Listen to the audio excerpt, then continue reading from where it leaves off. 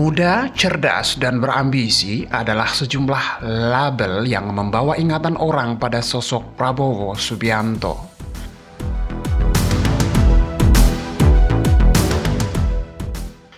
Di masa lalu, saat masih berkecimpung di militer Angkatan Darat, Prabowo adalah prajurit yang berhasil memantapkan karirnya dengan seabrek keistimewaan. Ia adalah anak seorang begawan ekonom besar yang juga seorang politikus kawak yang bernama Sumitro Joyo Hadikusumo. Dalam catatan sejarah, Sumitro Joyo Hadikusumo adalah seorang aktivis dari Partai Sosialis Indonesia dan pernah menjadi menteri dalam pemerintah Soekarno. Sebelum direkrut Soeharto menjadi menterinya pada awal kekuasaan Orde Baru, Pak Mitro hidup sebagai seorang tahanan politik yang melalang buana di luar negeri. Ayah Prabowo terlibat dalam pemberontakan PRRI Permesta.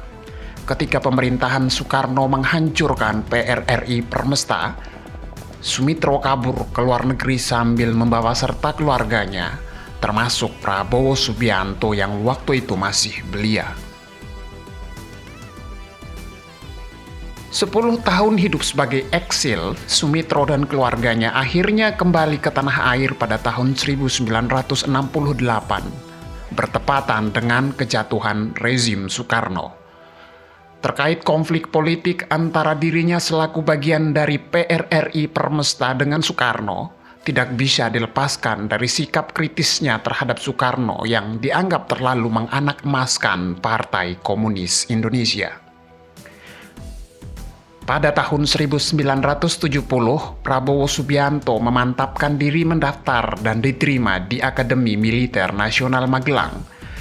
Ia mengikuti jejak dua orang pamannya yang bernama Letnan Subianto Joyo Hadikusumo dan adiknya Suyono Joyo Hadikusumo yang gugur dalam pertempuran Lengkong saat sedang melakukan pelucutan senjata para pasukan Jepang yang menyerah. Usai menempuh pendidikan di Akademi Militer Nasional Magelang pada 1974, Prabowo langsung dikirim ke Timur dengan pangkat Letnan II untuk tugas pertamanya pada bulan Maret 1976 dalam Operasi Seroja.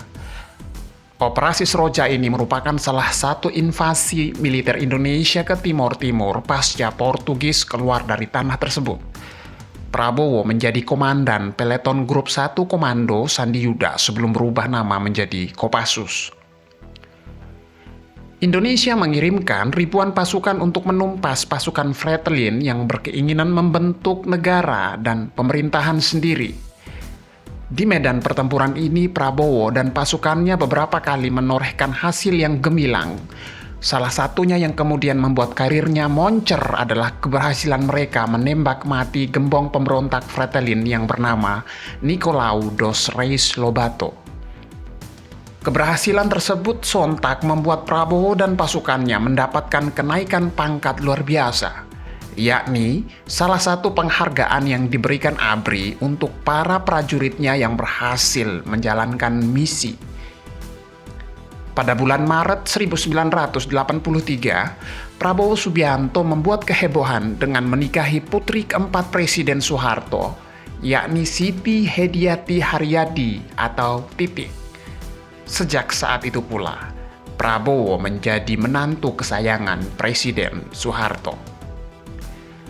Statusnya sebagai menantu presiden inilah yang ditengarai oleh banyak pihak jadi faktor utama karir dan pangkat Prabowo melesat mulus bagai anak panah. Pada tahun 1994, Prabowo Subianto dipromosikan sebagai wakil komandan Kopassus dan 14 bulan kemudian ia naik menjadi komandan Kopassus dengan pangkat Mayor Jenderal. Posisi tersebut kemudian memunculkan desas-desus di tengah publik. Umumnya, dalam tradisi karir kemiliteran, sebelum seseorang naik ke pucuk pimpinan komandan tertinggi, ia harus menapak dari bawah satu persatu, mulai dari komandan peleton, komandan kompi, komandan yonif, terus komandan distrik, sampai seterusnya ke yang paling tertinggi. Prabowo Subianto menggunakan jalur the power of orang dalam untuk sampai pada posisi tertinggi di Korps Baret Merah tersebut. Selama memimpin Kopassus, Prabowo melakukan berbagai perubahan yang cukup signifikan. Di antaranya adalah masalah kesejahteraan anggotanya. Ia membuka lini ekonomi Kopassus dengan mendirikan Yayasan Kesejahteraan Korps Baret Merah atau Kobame. Bisnis ini terus membesar pada tahun-tahun sesudahnya. Namun ketika krisis moneter melanda Indonesia 1998, usaha Kobame macet. Beberapa usaha yang dimiliki Kobame pada waktu berikutnya kemudian diambil alih oleh perusahaan Prabowo setelah ia tidak lagi berada di militer. Berhentikan paksa dari dinas militernya dengan nama Tim Mawar. Kemudian dipromosikan menjadi Panglima Komando Strategi Angkatan Darat atau Pangkostrat pada bulan Januari 1998. Hanya 5 bulan setelah dilantik sebagai Pangkostrat dengan pangkat Letnan Jenderal, Prabowo dipaksa mencopot deretan bintang di bahunya. Hanya sehari setelah Soeharto mengundurkan diri, Prabowo pun ikut diberhentikan. Ia ditendang dengan cara menyakitkan dari lingkaran militer setelah Dewan Kehormatan Militer yang dibentuk khusus untuk mengadili Prabowo dan 2 perwira lainnya mengetuk palu pemecatan Prabowo. Prabowo dituduh memerintahkan anak buahnya melakukan penculikan terhadap aktivis reformasi.